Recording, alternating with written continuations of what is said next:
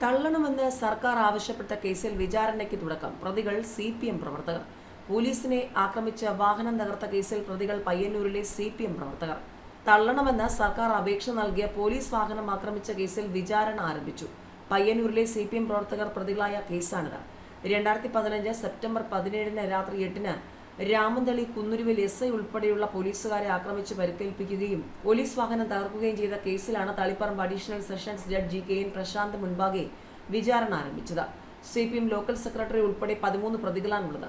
പൊതുജന താൽപര്യമെന്ന പേരിൽ ഈ കേസ് പിൻവലിക്കണമെന്നാവശ്യപ്പെട്ട് സംസ്ഥാന സർക്കാർ കോടതിയിൽ അപേക്ഷ നൽകിയിരുന്നു. എന്നാൽ കളക്ടർ മുഖേന നൽകിയ അപേക്ഷ പരിഗണിച്ച ജഡ്ജി KN പ്രശാന്ത് എന്ത് പൊതുജന താൽപര്യമാണ് ഇതിലുള്ളതെന്ന് ചോദിച്ച് കഴിഞ്ഞ നവംബർ 25 അപേക്ഷ തള്ളി.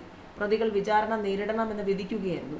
പയ്യന്നൂരിൽ CPM SDPI സംഘടനത്തെ തുടർന്ന് പട്രോളിംഗ് നടത്തുകയായിരുന്ന അന്നത്തെ പഴയങ്ങാടി SI KP ഷൈൻ്റെ നേതൃത്വത്തിലുള്ള പോലീസ് സംഘമാണ് കുന്നുരുവിൽ ആക്രമിക്കപ്പെട്ടത്. SI ഷൈൻ, പോലീസുകാരായ പ്രമോദ്, TV സുനിൽകുമാർ എന്നിവർക്ക് ഇരുമ്പ് വടികൊണ്ട് മർദ്ദനമേൽക്കുകയും പോലീസ് വാഹനം അടിച്ചു തകർത്ത് 60,000 രൂപയുടെ നഷ്ടം വരുത്തിയെന്നുമാണ് case. CPM local secretary TV Anoop, Sathyan, Jithin, Dineshan തുടങ്ങിയവരാണ് കേസിലെ പ്രതികൾ.